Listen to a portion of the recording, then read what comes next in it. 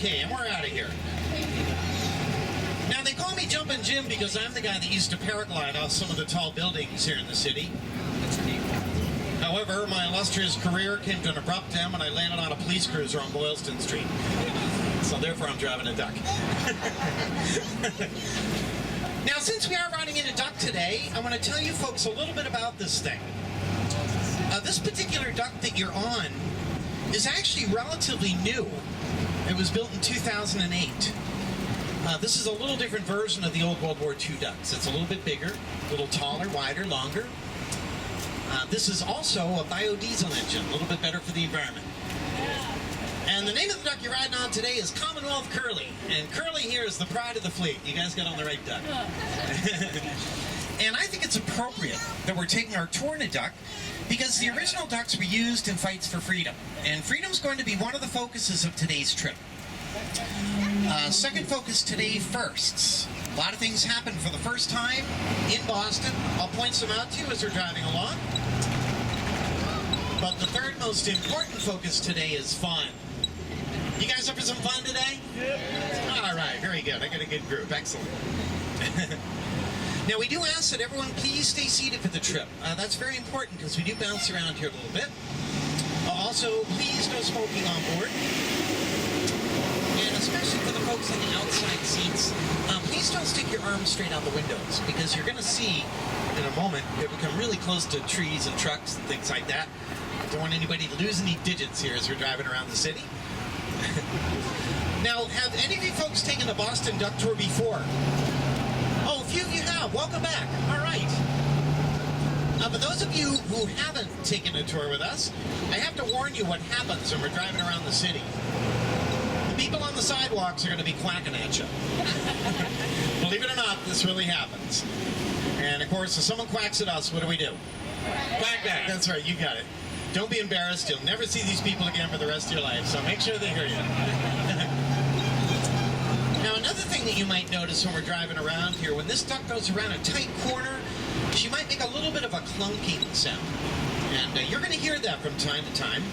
Nothing to be alarmed about. She's just cracking her knuckles a little bit. Now, there were about 20,000 of the original ducks built for World War II. They were built by GMC down in Pontiac, Michigan. And for the ladies on board, those original ducks were built mainly by women. Yeah, Rosie the Riveter, that's right. That's why they lasted so long, right, girls? All the original ducks were built between 1942 and 1945 by Rosie the Riveter and her sisters. Now, there are several duck tours around the country. A big tour down in Branson, Missouri. And that's where we got the original ducks for our fleet, is through Branson. We started back in 1994 with 4 ducks, and we now have 28 of them.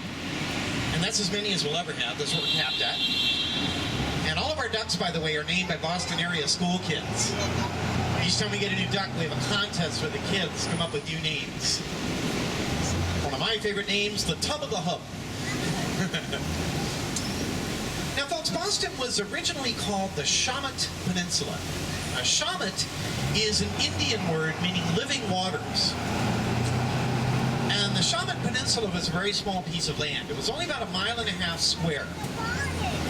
Today, Boston's over 40 square miles. And that'll give you an idea how much landfill is involved in this area. In fact, if we were in colonial times right now, we'd be climbing up onto the beach. This is Kilby Street over here on our left. This was where the beach used to be originally. So everything behind us is part of Boston Harbor originally. In fact, Long Wharf behind us, where we boarded it by the Long Wharf Marriott Hotel, would go right up to here. It never went out into the harbor further than it does today, but it continued to this point. At the time it was built, it was the longest wharf in the world, over 2,000 feet. Now, in a moment, we're going to drive by our state house, our state capitol. But I want to point out, when we get this green light here, we're going to come right up to the old state house, which is directly in front of us. It was built in 1713. You're going to notice a balcony out in front of the old state house when we get up to it. And it was from that balcony that the Declaration of Independence was first read to the city back in 1776. So here comes the old state house now. This was the seat of colonial government right here, and this building is open to the public. There's a real interesting tour through the old State House. 1713. We're going to pass that again. You'll see from a different angle. Now, this brings us into a part of Boston now. Back in the 1940s and 50s, this whole area up here was known as Old Scully Square. And this was a popular spot with the beer halls and theaters and dance halls. This has all been redone. It's now called Government Center. And there's a joke in there somewhere. I'm not going to touch it. But one of the last remaining signs of Old Scully Square is right here on our right, and that's this gold steaming tea kettle. Holds 227 gallons of tea. Whack, whack. Now, coming up on our left is the oldest burial ground in Boston. It's called the King's Chapel Burial Ground, and it was established in the 1630s. Buried here is our very first royal governor, John Winthrop. Also buried here, Mary Chilton. Mary Chilton arrived on the Mayflower. That'll give you an idea how old that burial ground is. The bell, oh good, we got a red light here. A woman by the name of Elizabeth Payne is buried here. She was the inspiration for the character of Hester Prynne in Hawthorne's Scarlet Letter. Also, a man named William Dawes is buried there. Billy Dawes rode alongside Paul Revere when he made his famous ride. Now here we have the King's Chapel on the left. Now the bell in the bell tower of the King's Chapel was cast by Paul Revere. You can't see it, but it's up there. And it's the biggest bell that Revere ever made. It weighs over 2,400 pounds. Revere is also quoted as saying, it's also the sweetest sounding bell that I ever made. And they still ring it. Now, the original King's Chapel is actually made out of wood, built in the 1680s. This granite structure was built in the 1750s, and they built it right up at the top of the wood one. And when they were finished, they just threw the wood out the windows.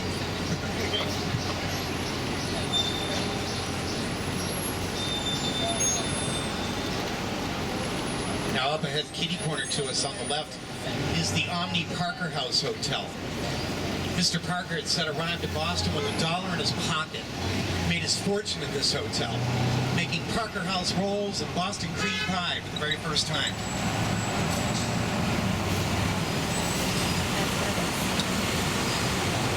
Now there's another burial ground coming up on the right here called the Old Granary. In fact, the first stone on the right here is Sam Adams, the governor of Massachusetts after John Hancock, one of the principal architects of our revolution. The large monument in the center, Ben Franklin's parents. A woman by the name of Elizabeth Vergoose is buried there. She was popular for her children's nursery rhymes, and she was better known as Mother Goose. Mother Goose is buried there. Whack, whack. Paul Revere is also buried there as well. John Hancock. And here we have the Park Street Church now on the right. This was built in 1809, and it was known as the Fire and Brimstone Church in the early 1800s. Partly because of the fiery sermons that were delivered here, but also because they used to hide ammunition in the basement during the War of 1812. So this corner that we're stopped at was referred to as Brimstone Corner. The song America was first publicly sung in this church on the 4th of July, 1831. Now, when we go through Brimstone Corner, there are going to be two identical buildings coming up on the right here, side by side. This is the site of the first subway system in America. The first train was called the Tremont Street train, and it started there, and it ran right underneath us down the length of Boston Common. The train was built in the 1890s, and those were the original buildings, by the way. Now, if you look over to your right now, you're going to be looking at the oldest public park in America. This is Boston Common, established in 1634. And Boston Common is pretty good sized. It's 48 acres. And originally, this was a common grazing ground for everybody's livestock. Thus the name Boston Common. This is also where the hangings took place of the witches and pirates, religious dissidents. By the way, this next small building coming up on the right, this marks the end of the first subway. That was it. That was as long as it was. You could have walked that, right?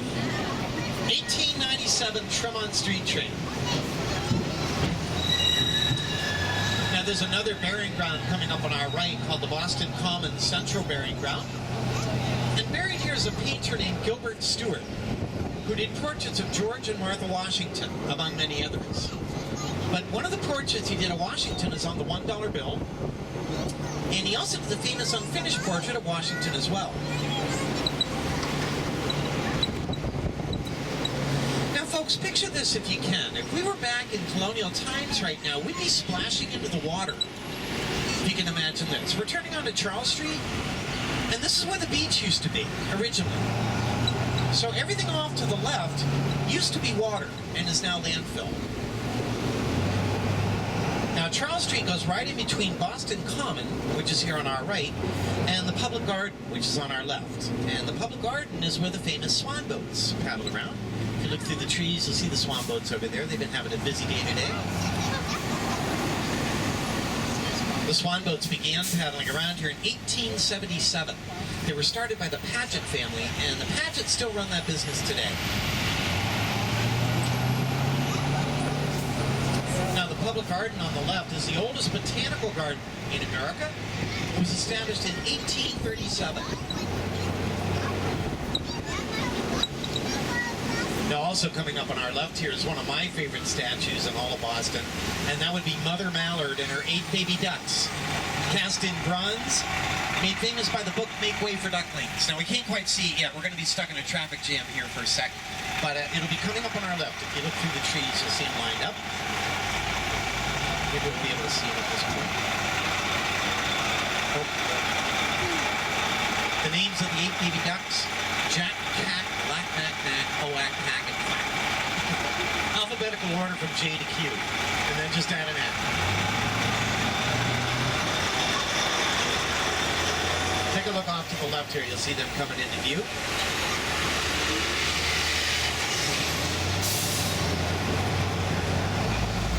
Look through the trees. There they are.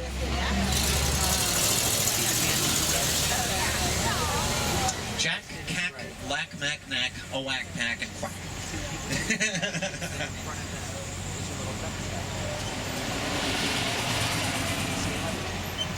Now bear with me here. We got a lot of traffic going on up here in Beacon Hill. When I came by on the last tour, they were setting up for something in front of the State House, and I'm not sure if it's a demonstration or what. I noticed there's also some film crews out here. They may be filming something as well, but we're kind of being the guinea pigs here on this tour. They told us to take a ride up here and see what was going on. So bear with me here. This might take us a little while.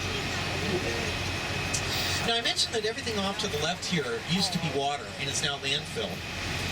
And that's why that part of Boston is called the Back Bay, because that's just what it was, all a big bay of water.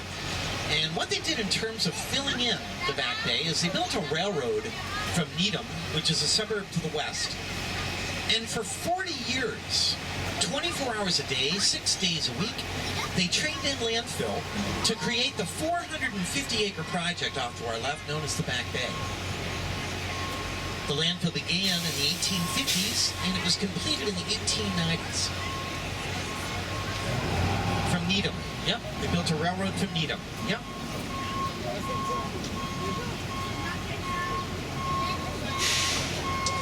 And once again, this was where the beach was. Paul Revere used to like to fish from this beach. When Ben Franklin was a boy growing up here in Boston, he'd come down here to swim before he moved down to Philadelphia.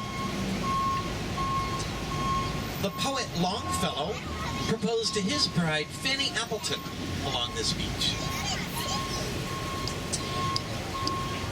Now we're going to take a right here. We're going to head up over Beacon Hill. And when we go around the corner here, take a look at the brick building across the street from us. Well, not the first one that says Starbucks, but the second building up the street.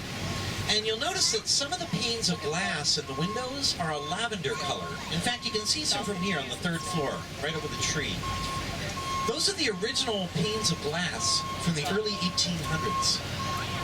And due to an imperfection in the glass-making process, they've turned lavender. And you will see those lavender window panes scattered throughout the buildings here as we make our right and head up the hill.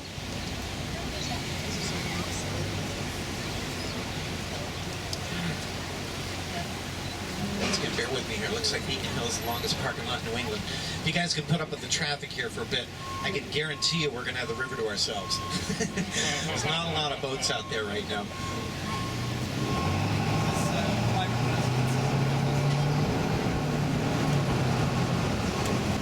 So now you can see those lavender window panes now on our left. This is a very elite side of town to live on here on Beacon Hill. It's in this neighborhood that John Kerry lives, for instance.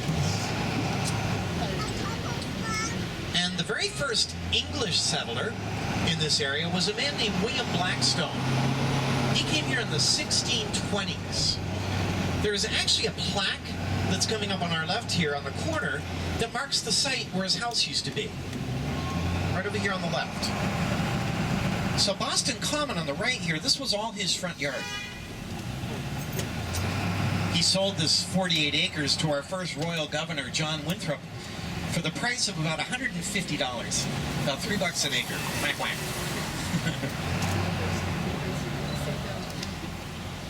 Now, several families who lived on this street made their fortune by shipping ice down to the West Indies. Now, ice would be loaded into the hulls of sailing vessels and then packed tightly in sawdust. And by the time the ships reached the West Indies, the majority of the ice would still be intact.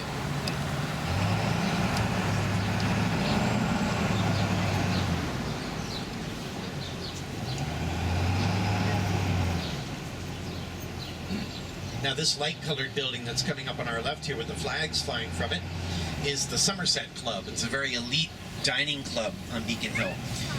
So elite, in fact, that when a fire broke out in one of the rooms, the fire department wasn't allowed to go in through the front door. They had to go back to the servants' entrance. That's a true story. Yep.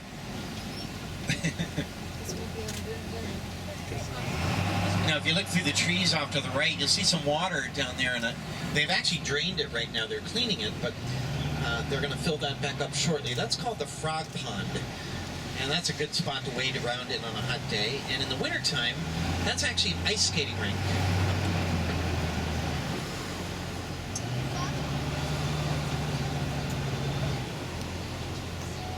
Yeah, I think there might be something going on up here. We'll go up and take a look. This might be the last tour we'll be able to go up the hill. I think you guys timed this right.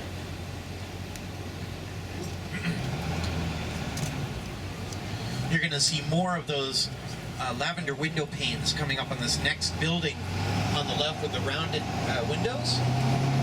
It was on the second floor of this building that the poet Longfellow married his bride, Fanny Appleton. That is the Appleton House.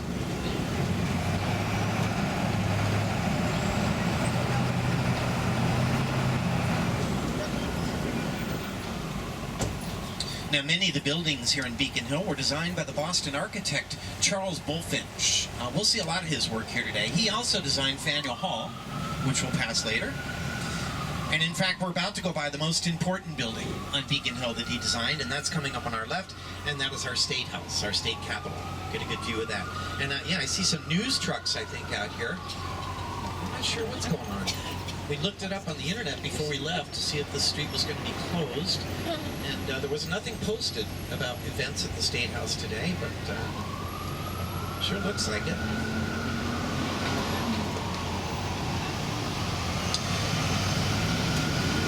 Now, the original military initials for these vehicles were DUKW, and then the soldiers nicknamed them Ducks.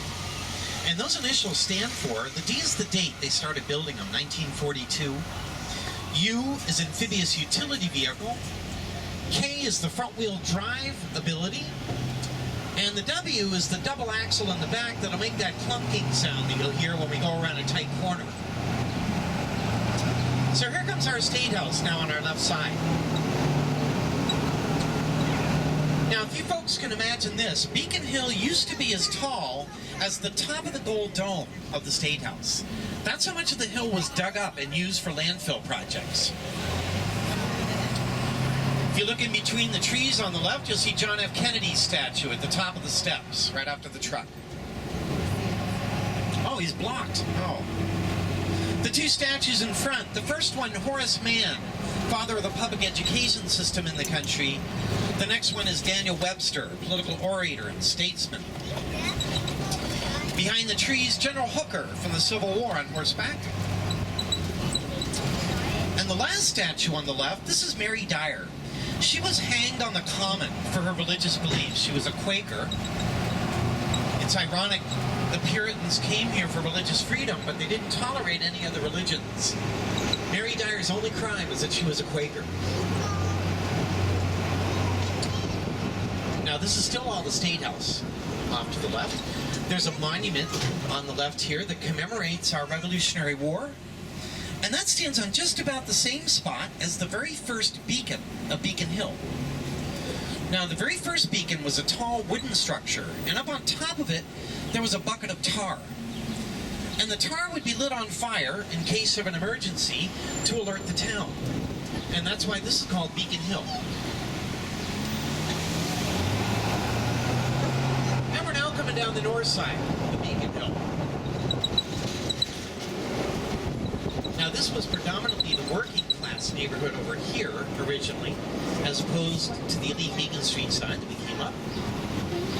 And this neighborhood on our left here was also home to one of the largest free black communities prior to the Civil War. And the Black Heritage Trail runs through this neighborhood. That's a really interesting tour.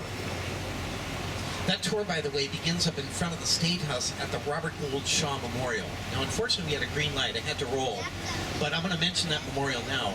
Robert Gould Shaw led the 54th Volunteer Regiment of Black Soldiers during the Civil War, and they were memorialized in the movie Glory. The African Meeting House is in this neighborhood on our left. It's the oldest free black church in the country.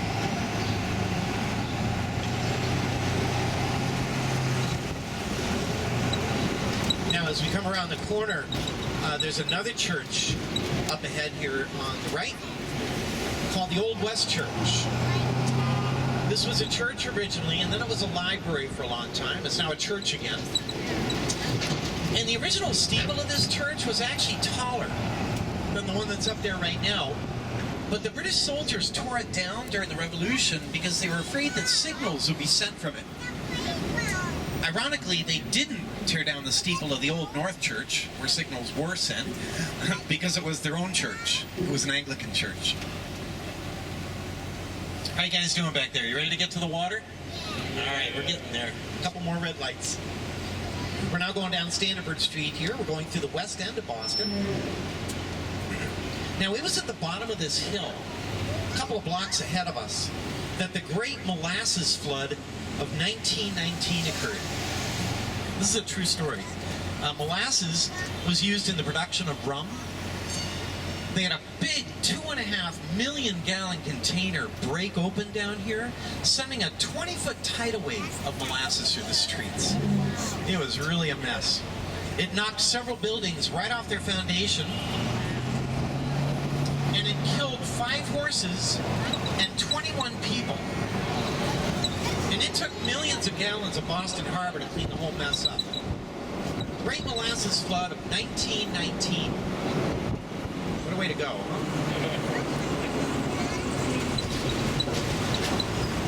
There's actually a book out about that. It's called Dark Tide.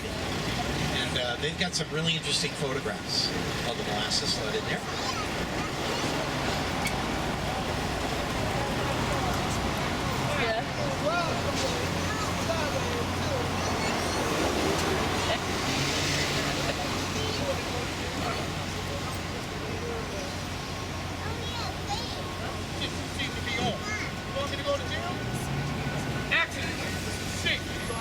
Now, this light-colored building ahead of us across the intersection, it comes to a point.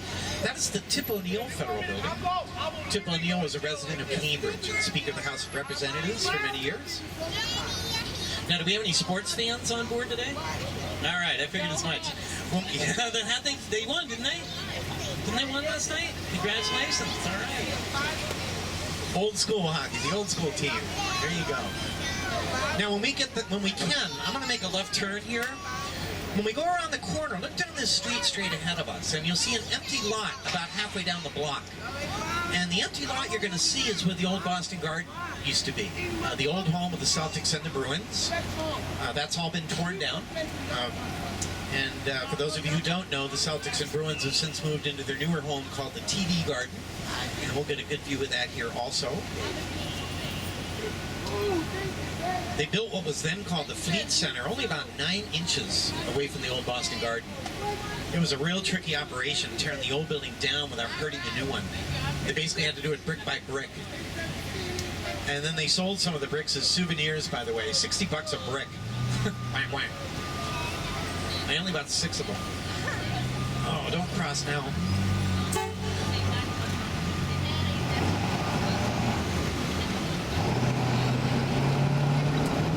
You guys waited for the green light to cross. Do you see that? That works.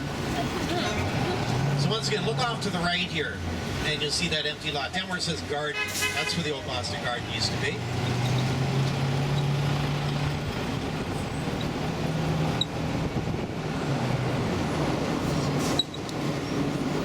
As we come around the corner here, if you look off to the right, you'll see the backside of the TD Garden. We'll get a better view of the TD Garden after we get out of the water. We'll see a good, nice view of it. But this is the back of it off to the right.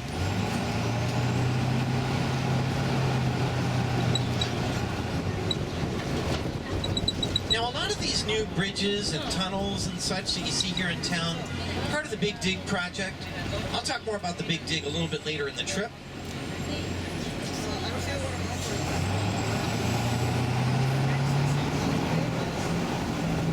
What I want to show you right now as we come out from under the overhang, look off to the right, and you get a good view of the Leonard P. Zakim Bridge, which is part of the Big Dig. That's one of the widest cable-stayed bridges in the world. It's 10 lanes wide. Really the crown jewel of the Big Dig project. Leonard P. Zakim was a civil rights activist, by the way. And this nice brick building over here on the left, which has a riverfront view and vertical blinds in the windows. Those aren't vertical blinds, those are steel bars. This is the county jail. Not bad, huh? Wait till you see it from the water. It looks like a Holiday Inn. And you can stay there for free, too. Feed you. Bear with me here. We're coming into a little bit of Red Sox traffic. The Red Sox actually have an afternoon game today at 4 o'clock. So we're getting the tail end of that here for the next little couple of lights. Be a little slow. Now, this water that you see off to the right here is just about the end of the Charles River. At this point, the river flows out through the locks into Boston Harbor. We'll get a good view of those locks after we get out of the water. But more importantly, just on the other side over here is where our ramp is. This is where we're going to say goodbye to the traffic and splash into the water today. Whack, whack. Not a bad day to be on the river.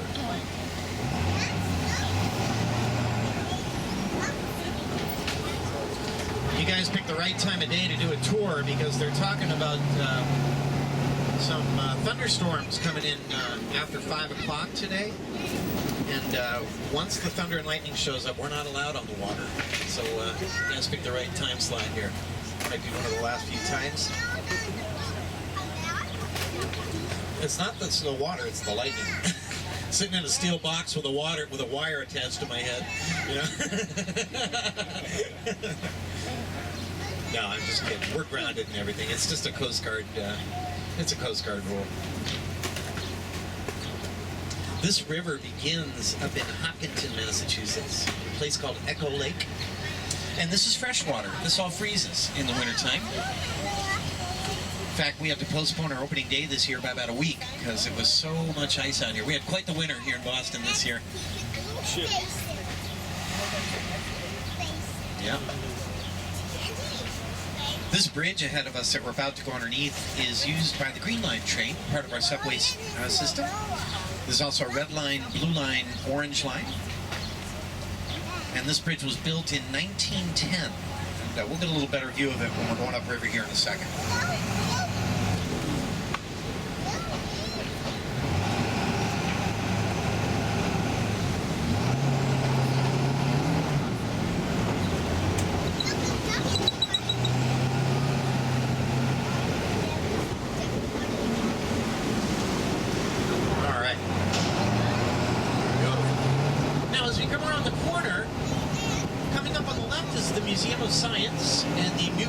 Omni Theater.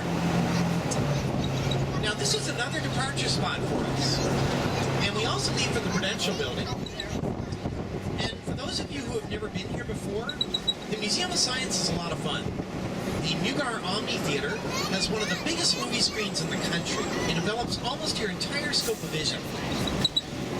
A lot of fun. Good way to spend an entire day here at the museum. There's lots to see and do.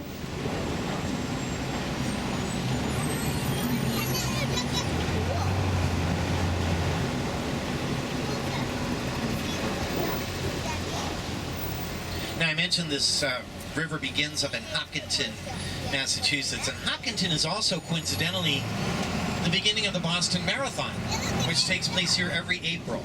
That's a 26-mile race.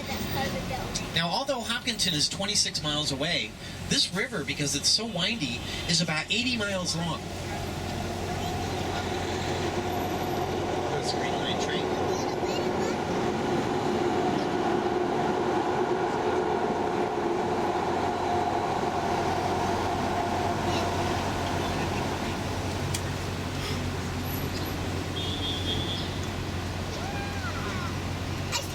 All right, let's say goodbye to the traffic here. What do you say?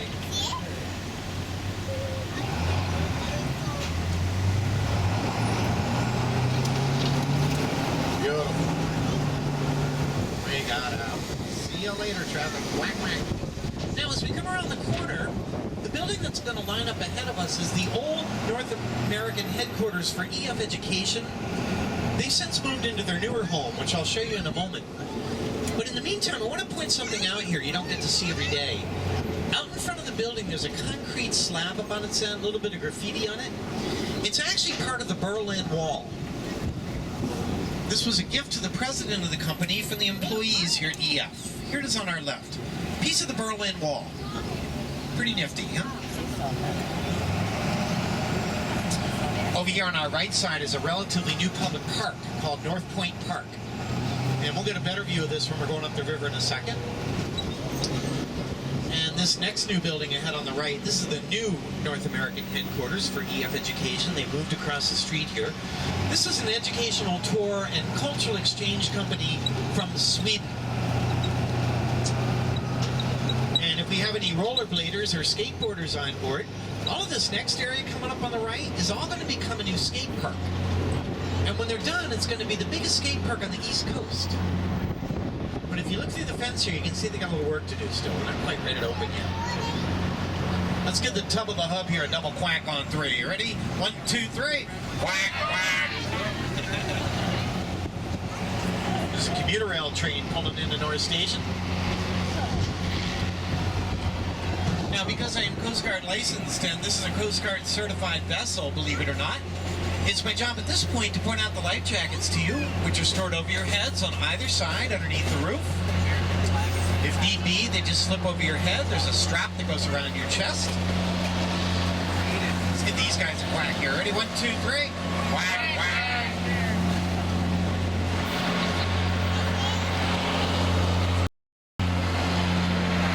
Let the engine go by here. But we are also equipped with a few fire extinguishers on board. There's one in the back on the left on the floor. There's also one up here with me. And with all that seriousness aside, let's get in the water. What do you say? All right, sounds good. We got another duck coming up out of the water. We're gonna have to stand by for them. Oh boy, we got another one out there too. Are they gonna let us in here? We have 28 ducks in our fleet once again, and we all use this one ramp. It gets a little crowded over here. We got little duck jams going on.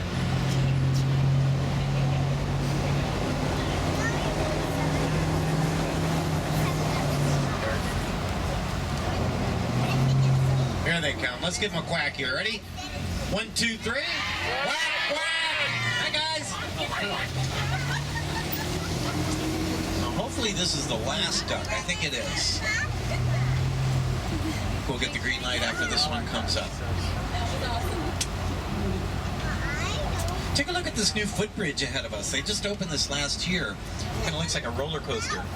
Now, what you can do with this bridge is you can walk from the park off to our right, over the water, over the railroad tracks, and all the way over to the parks in Charlestown. Nice connection there. Oh, we did. or some other different thing. I still think we got the green light. Good, here comes our orange duck up the ramp.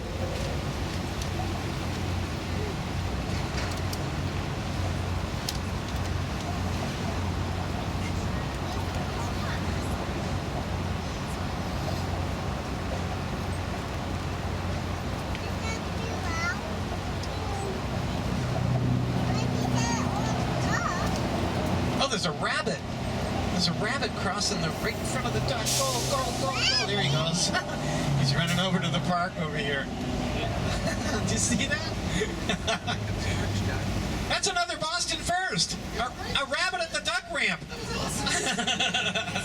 All right, let's get in the water. Here's our ramp. I knew we'd find it sooner or later. We're going to line ourselves up here. And we're going to engage our propeller. All right. Are we ready? All right, let's do it. Here we go. Quack, quack. Oh! Yeehaw! Excellent. And we're now a boat.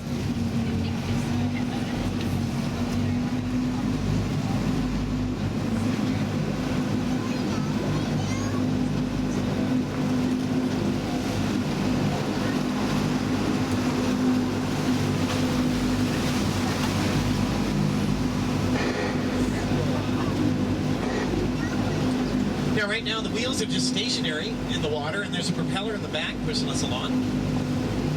And this, believe it or not, is just about top speed.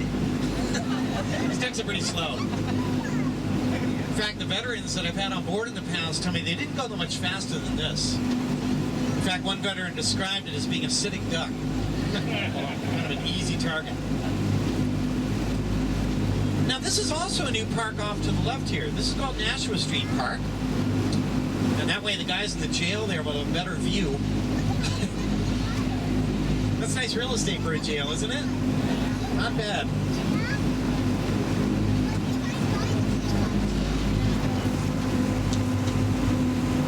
Now we're going to be going through a canal up ahead of us here in one moment. This canal is the site of the original lock on the river. It was built in 1910. And they shut it down in the 1970s when they built the new locks. The new locks are about a half a mile behind us. This is now just an access way in and out of the river basin.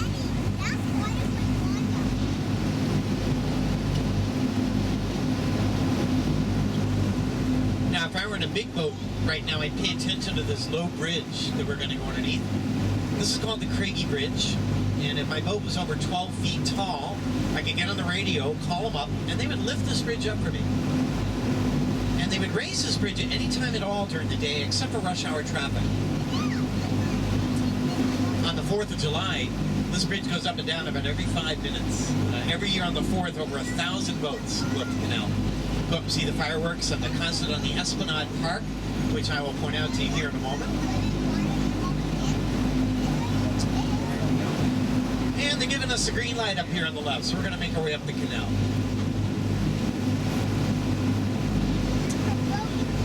Now, I know that the water doesn't look very clean right here where we are, but believe it or not, the Charles River has actually done a really great job of cleaning up. There's a lot of fish in here. Let's get the duck on our left here, a quack. You ready? 1, 2, 3. Quack, quack! The Charles River Watershed Association, along with the EPA, has actually turned this river into one of the cleanest urban waterways in the country. Quite a change from 10 or so years ago.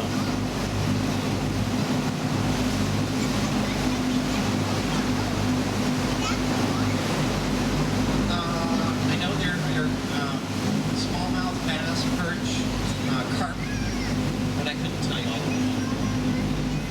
For those of you who took part in the Quack Quack Give Back program and you bought your tickets, thank you very much. That extra money goes towards 3 causes: education, veterans, and clean water.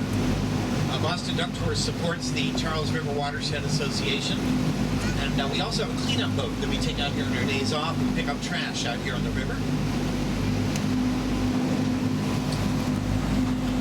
Now I'm just going to sound my horn here just for a moment, so let any boats on the other side of the wall up here know that we're coming out. But it's been pretty quiet out here so far today. I think we're going to pretty much have it to ourselves. Let's see what we got.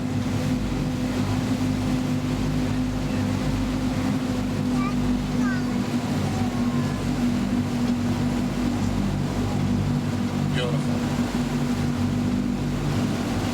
Not a bad day to be out here. Kind of nice out here, actually. Now, there is a glass building that's coming into view on our immediate left. This is part of Mass General Hospital, beyond the trees there. To the right of Mass General, the Massachusetts Eye and Ear Infirmary, two of the finest hospitals in the country.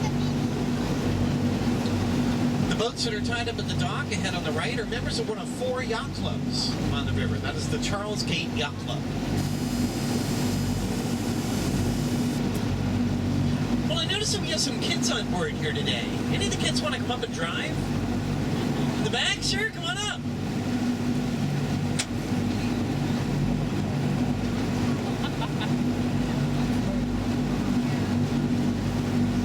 Hi, how you doing? And what's your name? Christine. Hi, Christine. We're going to go right straight ahead. There you go. It's appropriate we have a woman driver. Once again, the original ducks built by women. Now, this bridge ahead of us that we're going to go underneath in a moment is the Longfellow Bridge. And that bridge connects Boston on the left over to Cambridge on the right. And locals have nicknamed it the Salt and Pepper Shaker Bridge due to the column that looks like a salt and pepper shaker.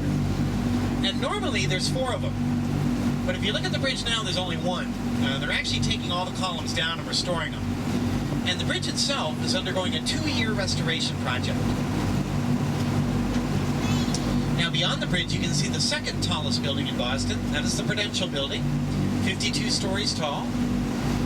It's 11 stories shorter than the John Hancock Tower. The Hancock Tower is the glass building to the left of the Prue, 63 stories for the Hancock.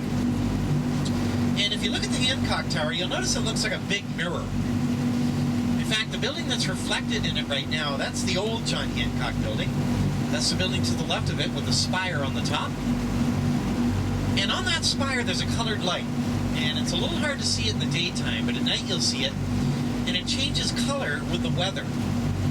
Solid blue, clear view. Flashing blue, clouds are due. Solid red, rain ahead. And flashing red, snow instead. And if it's flashing red in the summertime, it means that the Red Sox have been rained out. It really does. Hopefully it won't be flashing right now. They're playing right now as we speak. You're doing an excellent job, Christine. Any of the other kids want to drive back there? Sure, come on up. Thank you, Christine. Good job. Why don't you step getting down? There you go. They have spending the private balconies, the way they're set up. Hi, how are you? What's your name? Hi, Caitlin. Climb right up there.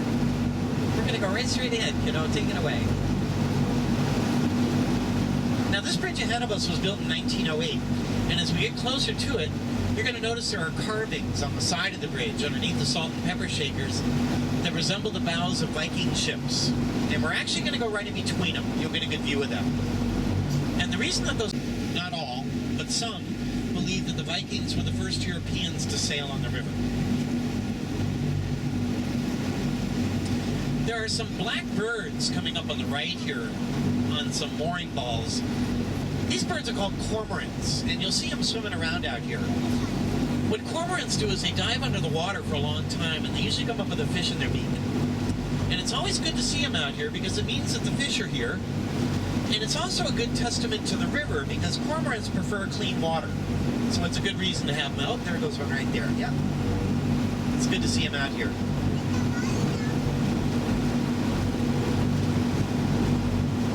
You're doing an awesome job there.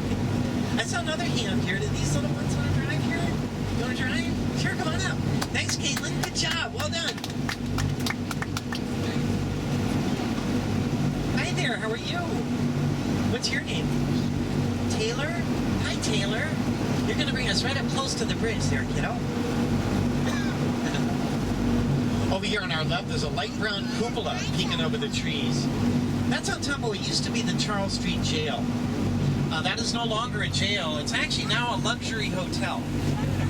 And ironically, it's called the Liberty Hotel, which I think is a great name for an old jail. And that's a beautiful hotel, by the way. It's very nice. Now you can begin to see these Viking ship carvings coming up on the bridge here. You notice when we get closer that there are circular emblems in the center of the carvings. The one on the left side is the seal for the city of Boston. The one on the right side, the seal for the city of Cambridge. And Taylor's bringing us right down the boundary line. You're doing a great job. Did you want to drive too? Sure, come on up. Thank you, Taylor. Good job. Watch your step getting down. There you go. Hi, what's your name? Hayden. Hi, Hayden. You're going to bring us under the bridge. You ready for this? Okay, let's do it.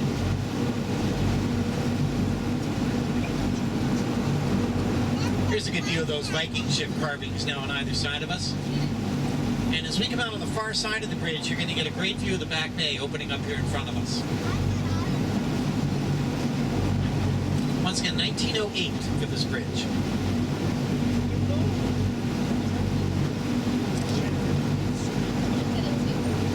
Good job, Hayden. You can turn us back this way just a little bit. There you go. Perfect.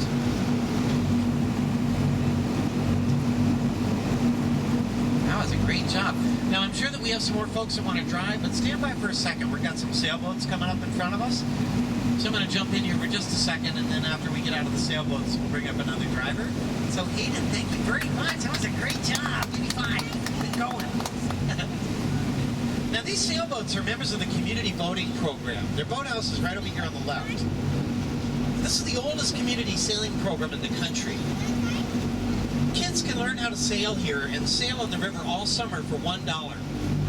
Really great deal. Up to 17 years old.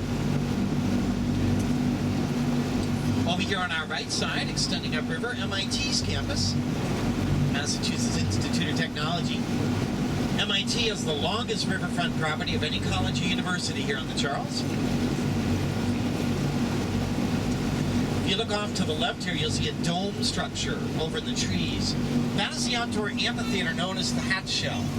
And that's where the Boston Pops had the big 4th of July concert every year on the Esplanade Park.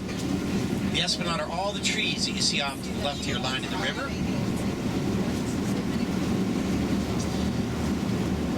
I know we have sports fans on board. Look upriver to the right. You can see the Citgo sign with a big orange triangle on it. It's become a landmark for Fenway Park. And if you look to the left of the sign, you can see some of the outlet lights of Fenway lit up. Once again, the Sox are playing right now.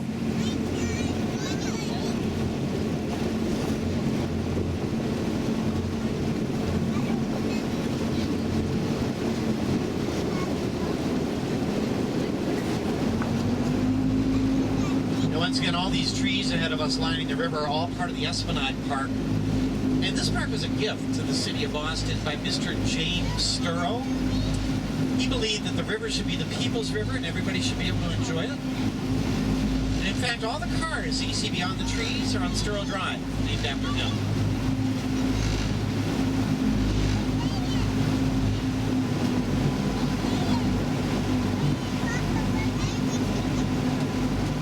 And it looks like we're going to be out of our sailboats here. Anybody else want to drive back there?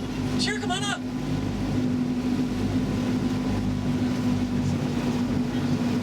This little one too wants to drive? Okay. Hi, how are you? What's your name? Hi, Lauren. Bring us right up to the bridge. This community boating is really a great thing. Anybody can come down here and learn how to sail. You don't have to be from Massachusetts or anything like that. I believe for adults for the season it's around $280. But once again, kids all summer long, $1. Great deal. Notice those Viking ship carvings are on this side of the bridge too. And this is about the deepest part of the river. Right around this middle arch here, it's about 25 feet deep, not very deep. The shallowest part of the river basin is behind us a couple of miles up by Harvard. Up there, it's only about 8 feet deep.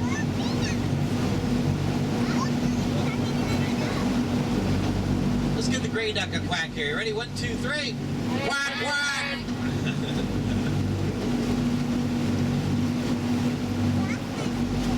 Nicely done there, Captain. Now, as we come out here on the other side of the bridge, if you look to the left, there's a statue up on a rooftop. That is Athena. She's is the goddess of wisdom on top of the old Ginn Publishing Company building. To the right of Athena, the beige and brick building, those are condominiums. Lauren, that was a great job. Thank you very much. Give me 5. Good job. Does someone want to drive here? Did she want to drive? Sure, come on up. Hi there. What's your name? What is it? Sydney. Hi, Sydney. Climb right up there. There you go. All right. Can you see okay? All right. Now, if you look over here to the right, you'll notice the Mass Eye and Year Infirmary looks like it's built over the top of an older brick building.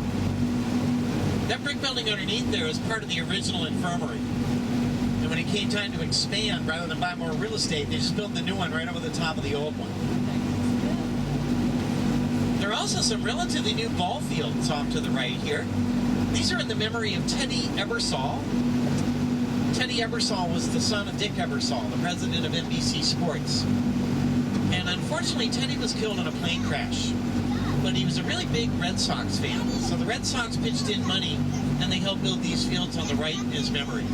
These are the Teddy Ebersol Boston Red Sox Memorial Fields. You're doing a really good job, Sydney. Back over here on our left, there's a brick building recessed in behind the trees. Those are also condominiums. To the right of them, the next brick building, home to the offices of Genzyme, which is a biotech company. But I actually took a group of Genzyme people out last week. They said they're moving out of that building the end of this month, and they weren't sure who was going to move in. So I'll change my narration here in a couple of weeks. Beyond that building, the Royal Sonesta Hotel. I'm sorry? That is Athena, the goddess of wisdom. The statue on the building on the left. Oh, the smokestacks on Power Company. Yep. Sydney, that was a great job. Thank you very much. Do you need a hand getting down? There you go. Good girl. Who else wants to drive back there? Sure, come on up.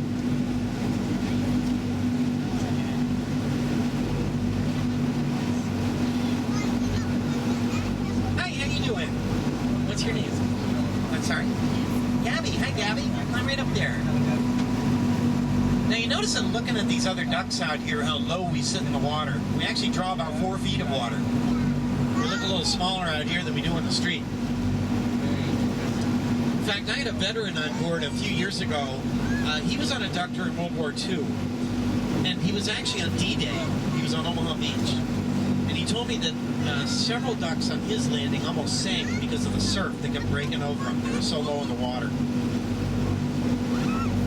The ducks played a major role on that big D-Day invasion. Their job is to bring supplies from the ships to the shore, and then the wounded from the shore back to the ships. And 4 months after D-Day, 40% of all supplies brought on shore were brought on by ducks. Big role. Now, as Gabby, right? Gabby? As Gabby swings us around here, you'll get a nice view of the Museum of Science ahead. The white dome on the right side of the museum is the Hayden Planetarium. The white dome on the left side, part of the Theater of Electricity. And the little silver dome to the left of that on the parking garage is an observatory. And also, if you look off to the left at the museum, you notice there are 5 pieces of sculpture on that brick wall that's sticking out over the water. They represent, from left to right, astronomy, energy, industry, mankind, and nature. Now, Gabby, unfortunately, I can't let anybody drive in the canal, so I have to jump back in there. But that was a great job. Well done. Good job driving, everybody. Quack, quack. Now, I mentioned this canal was the original lock. For those of you who aren't familiar with locks, they're basically a mechanism that divide 2 bodies of water that are different heights. Kind of like a water elevator, if you will. So in other words, the river here always pretty much stays the same height. But Boston Harbor, on the other hand, will rise and fall about 9 or 10 feet with the tide. So if we wanted to go out into the harbor right now, what we do is enter into the new locks, then the doors would shut behind us, and then they would pump water in or out depending on how high the tide was on the other side. Then when the levels of the waters matched up, the doors in front of us would open, and we'd be on our way out into the harbor.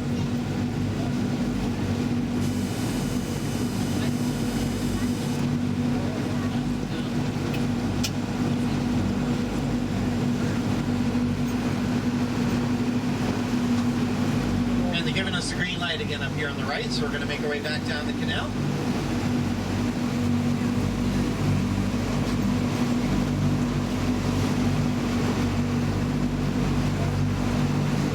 See here where the old lock doors used to come out, over here on our right, up into this juncture on the left. Once again, this was all shut down in the 1970s. And the lockmaster used to sit in this brick building ahead on the right with a little tower on it. That is now one of the barracks of the Mass State Police. And they still use that tower. There's someone up there now. That's where they oversee the raising and lowering of the bridge from up there.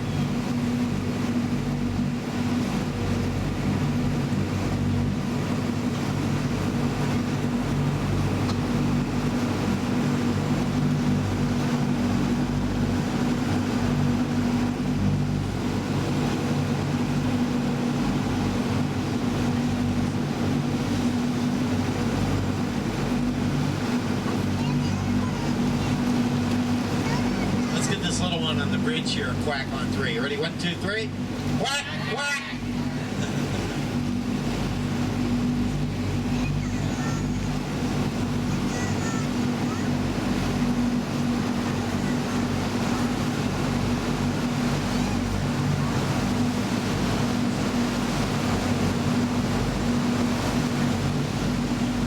Probably about time they tore this whole pier down on the right, don't you think?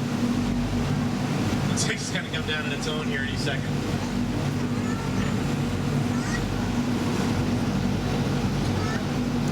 Now that we're on the water, you get a little different perspective of this new park on the left. It's really a beautiful park, and it is actually part of the Big Dig project. The Big Dig was required to create so much parkland as they were digging up the city, and there's one on either side of us here. Nashua Street Park on the right, and North Point Park on the left.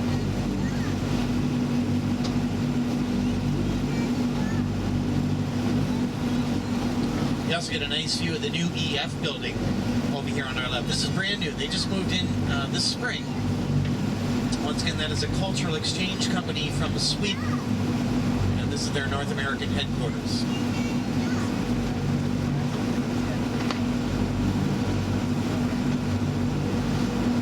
Oh boy, I'm looking beyond the Zakim Bridge ahead of us, and I see masts of a tall ship. I wasn't here on my last tour.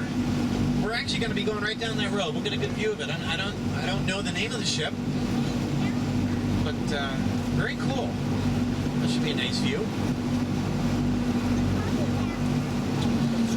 Well, I mentioned that the wheels were just stationary in the water. We had a propeller in the back pushing us along, but I'm going to put us in four-wheel drive here now. Here she goes. So now our wheels are spinning around in the water along with the propeller. And that way when the front wheels touch the ramp, they'll be able to pull us up. Got some Canada geese out here today. Honk, honk.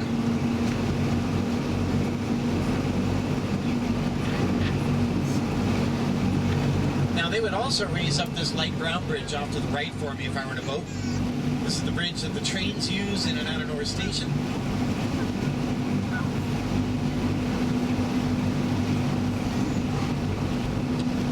Our season runs from the end of March to the end of November, at which point it just gets too cold out here. And also the water will freeze. Once again, this is fresh water. We like to keep the ducks out of the salt water of the ocean because they're made out of steel. And they would rust a lot faster on us if we put them in salt water every day. Now I'm noticing a couple of raindrops here on the water. If the rain should really start to come down and you want to lower your curtains, feel free to do that. There's just a couple of Velcro strips that undo and they roll down and zip up. If you want to do that, help yourself. Hopefully this is just a passing shower, right?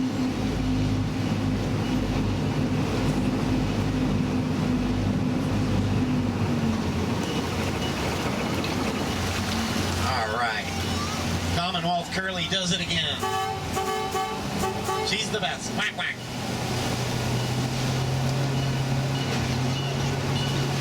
going to make a brief stop up here at the top of the ramp, put Curly back in a two-wheel drive. We'll continue on. There she goes. And we're rolling. I'm going to pump out a little water here if we have any. Looks like we're nice and dry. Those bilge pumps come in real handy when the rollerbladers hang on the back of the duck. Save a little bit more. There's that clunking sound that I mentioned earlier. Here comes Molly Molasses. Let's give him a quack. 1, 2, 3. Quack, quack.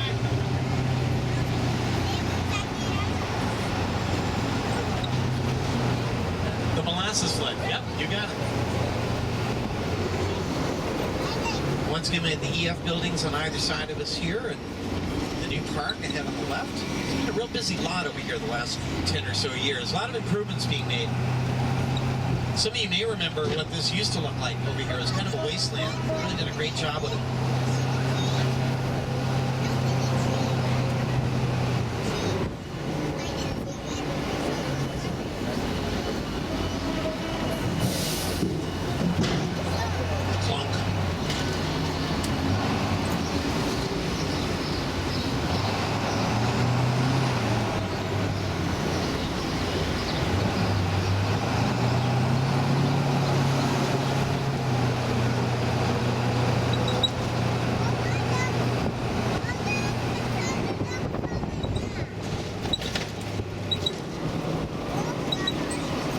This bridge that we're going underneath here used by the Green Line train, part of our subway. And there is significance to the colors of the subway trains. This one's called the Green Line because it runs underneath Boston Common. It's green for the park system. The red line runs to Harvard, crimson red for Harvard. The blue line goes underneath Boston Harbor on the way to Logan Airport. So that's blue for the water. And the orange line runs underneath Washington Street, and Washington Street was first named Orange Street. And here we are getting into our fun traffic here. Look at this. Whack, whack. We're going to take a right here now. We're going to make our way up over the bridge into Charlestown.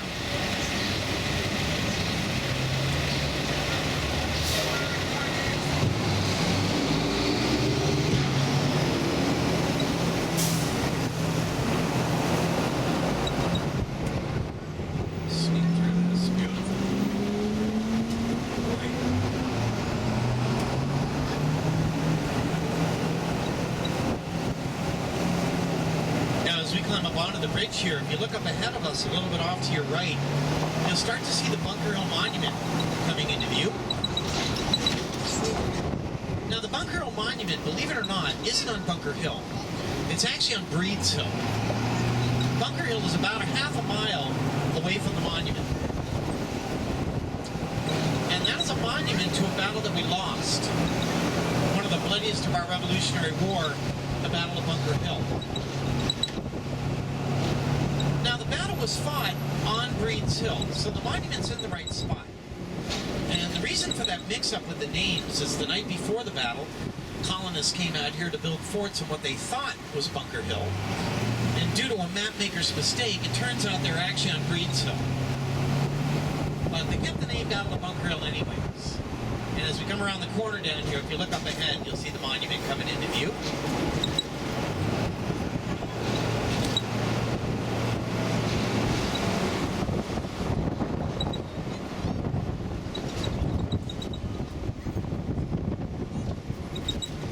Immediate left here, Bunker Hill Community College.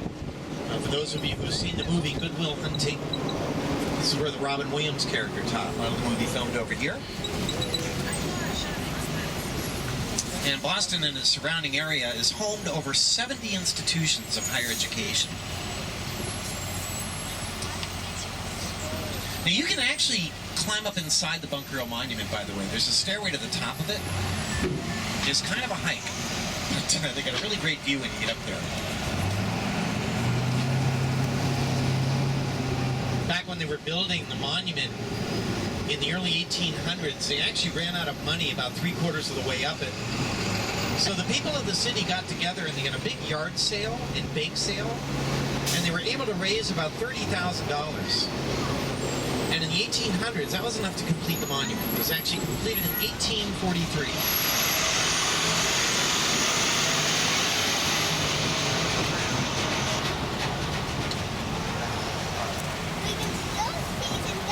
Boy, bear with me here for a minute. You can see once again ahead on the right the Zakim Bridge.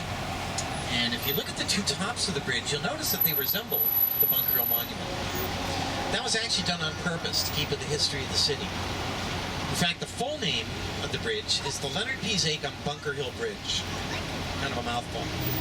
Once again, Leonard P. Zakim was a civil rights activist.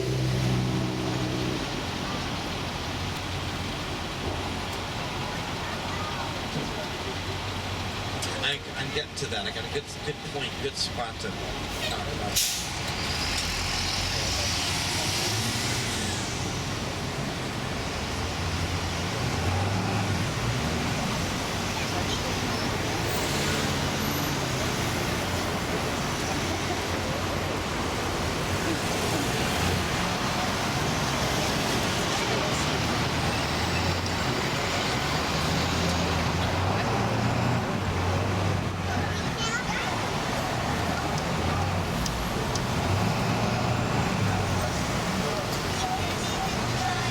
This is Charlestown that we're in right now.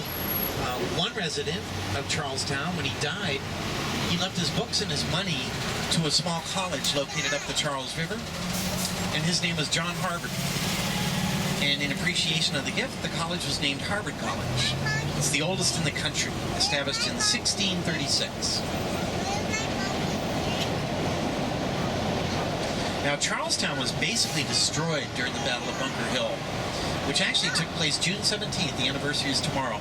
June 17th, 1775. Charlestown was pretty much burned to the ground. One of the first families to return to start rebuilding was the Thompson family, and Thompson Square is just on the other side off to the left here, named after them.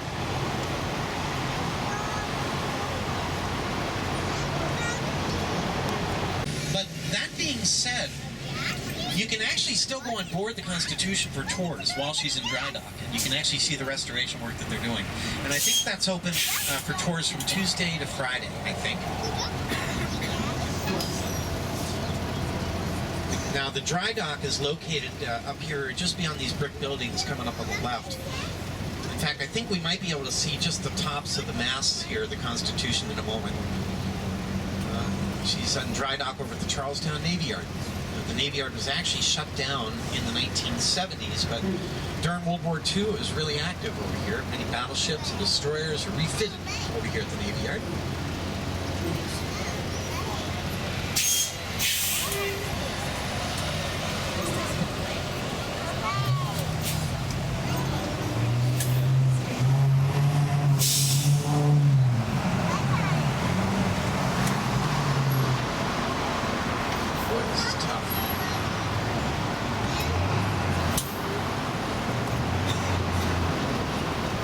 Apologize for the delay here, folks.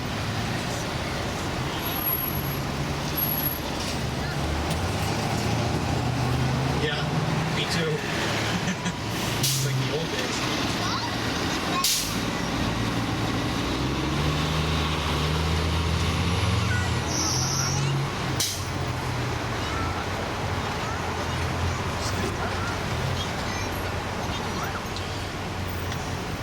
See the Zakim here on the right. You know, actually, if you can see, if you look at the base of the bridge here, you can see some daylight coming through down there. One thing I recently learned about this bridge is they designed it with holes in it to let sunlight down to the water below it.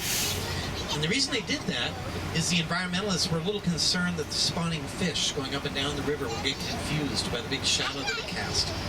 So they actually designed it with holes in it, let sunlight down, keep the fish on their way.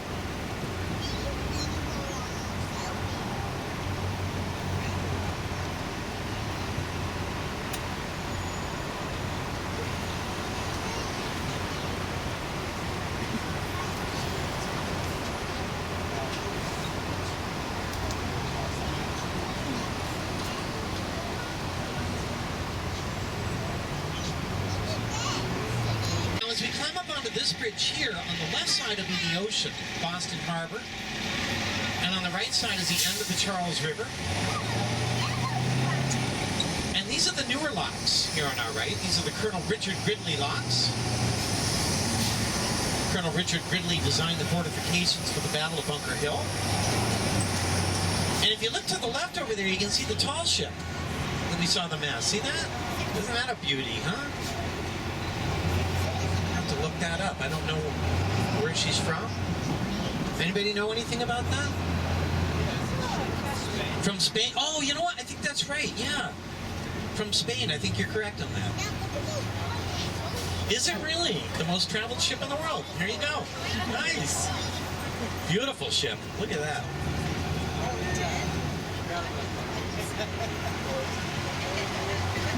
Might see some boats going through the locks here when we get up on the bridge. You also get a nice view of the TD Garden ahead on the right here beyond the locks. Once again, the home of the Celtics and the Bruins.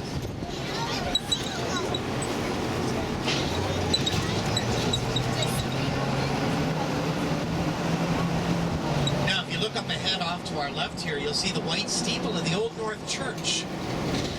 That's where the signals were sent. One it by land, two it by sea, and I on the opposite shore will be.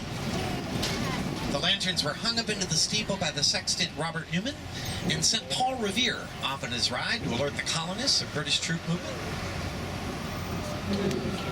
Now, the Old North Church is located in the north end of Boston. The north end is the oldest neighborhood in the city.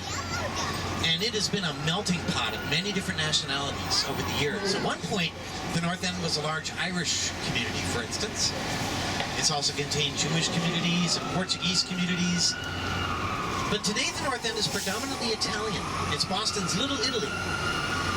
So if you like Italian food, if you haven't already done so, I really recommend taking a walk through the North End. There's many, many great restaurants in through there. It's really kind of hard to go wrong.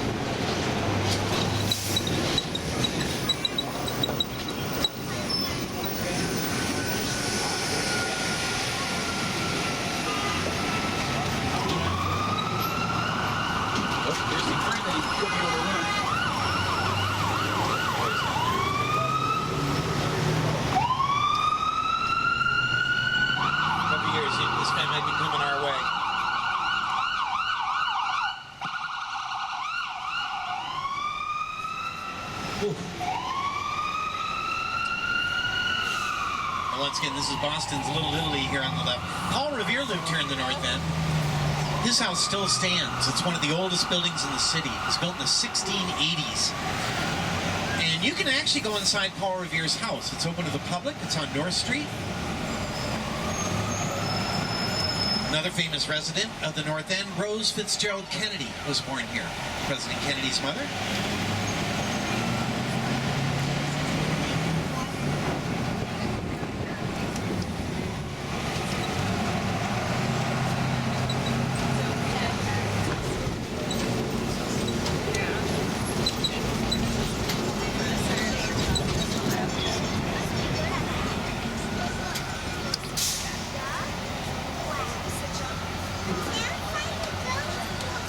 Now, someone was asking earlier about the Big Dig. This is a good spot to point this out. Some of you may remember at this point of the tour here, we used to go underneath the expressway. I-93 was elevated right through here. This is now underground. Multi-billion-dollar project. In fact, if you look to the right, you can see the Zakim Bridge. That's where they sank it underground. It was underground there. Multi-billion-dollar project. It's one of the largest public works projects to date anywhere in the country ever. Bigger than the Hoover Dam. Now that the old elevated expressway has been torn down, it opens up close to 30 acres of land. And a lot of that has become public park, which is great. By the way, they used enough concrete in the Big Dig project to build a sidewalk from Boston to San Francisco 3 times. A lot of concrete.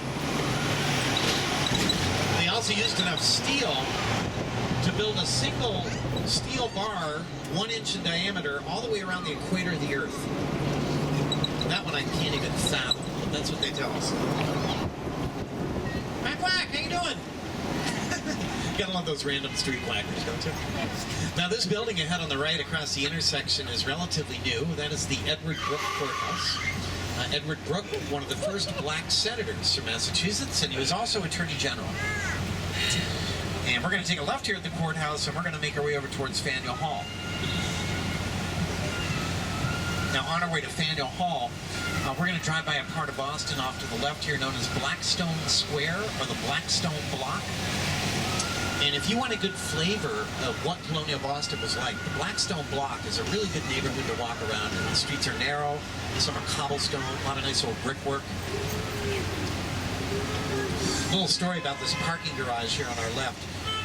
When it was finally completed, it was instantly deemed unsafe, and they condemned it. They didn't take into account the weight of the cars. They had to redo the whole thing. Tough project there, huh?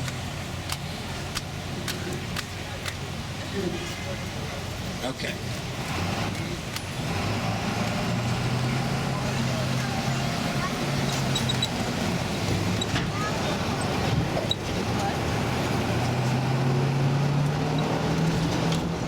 So this is the Blackstone Block that's lining up here in front of us.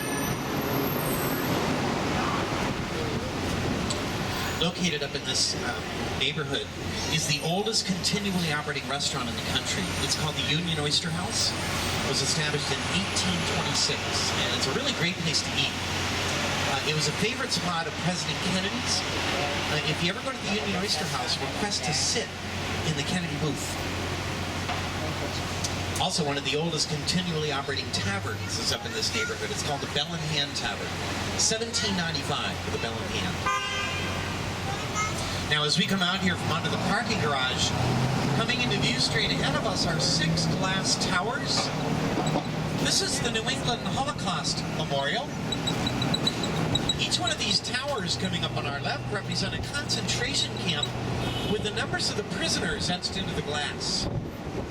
It's a very moving memorial. It's right across the street from the mayor's office on the right. This is City Hall. Now also, if you look ahead on the left here, you're going to see a gold dome peeking over the trees. This dome is on top of Faneuil Hall, one of the most historic buildings in the city. Its nickname is the Cradle of Liberty. And if you look up there on top of the gold dome, there's a weather vane up there in the shape of a grasshopper. They say during the War of 1812, a good way to tell if someone was a spy or not was to ask them, where does a grasshopper fly in Boston? And if they didn't know it was up there on Faneuil Hall, they were probably put under suspicion of being a spy. On the far side of Faneuil Hall is Quincy Market. That's a fun spot to walk around in. Many shops, restaurants, pubs. Lots to see and do in through there. There's a new attraction at Quincy Market called the Frost Ice Bar. It's the largest year-round ice bar in the country. Everything's made out, good place to visit on a hot day. Everything's made out of ice, except for the floor. Now also, when we roll in front of Faneuil Hall here, look off to your left. You'll see a statue out in front of Sam Adams. Once again, we saw his burying his gravestone. Governor of Massachusetts after John Hancock, one of the principal architects of our revolution. There he is on the left. Quack, quack, Sam. And you're going to get another view of the old State House coming up on the right. We saw this earlier, coming up State Street. Once again, it was from that balcony that the Declaration of Independence was first read to the city back in 1776. And that building's open to the public. Come on, girl. We're coming down into the financial district here, Boston's Wall Street, if you will. There's a monument coming up on the left dedicated to George Thorndike Angel. He started the first animal hospital in the country, Angel Memorial. Still around today. Great place to bring your pets, by the way. Take good care of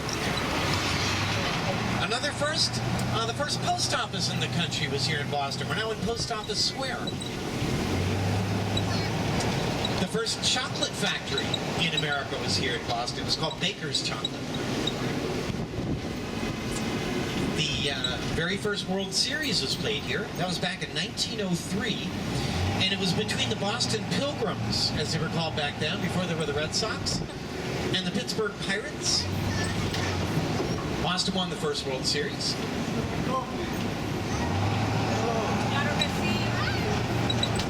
The Puritans established the first building codes here in town. One of their building codes stated that your chimney could not be made out of wood. Pretty good idea, huh?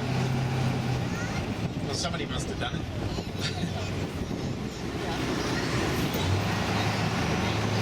Everybody think thin.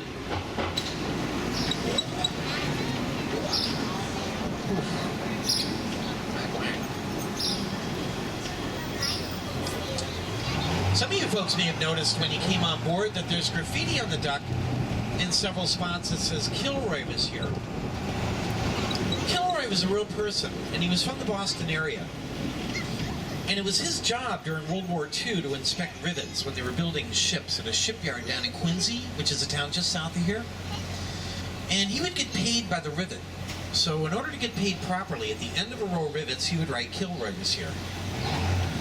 And the soldiers picked up on this. They saw this written all over their equipment, and they sort of adopted it as their own logo, and it was spread all over Europe during the war. It came to signify the fact that America had been here. Now, a moment ago when I was talking about the Big Dig project, I mentioned that now that the elevated expressway has been torn down, it opens up 30 acres of land.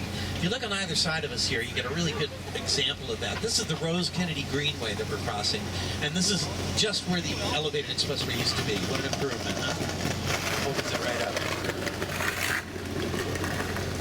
Now, directly ahead of us, where we started out from, the New England Aquarium.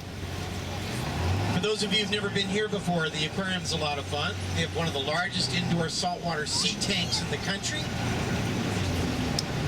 Well, we've seen a little bit of Boston today. Boston's a city of firsts and freedom.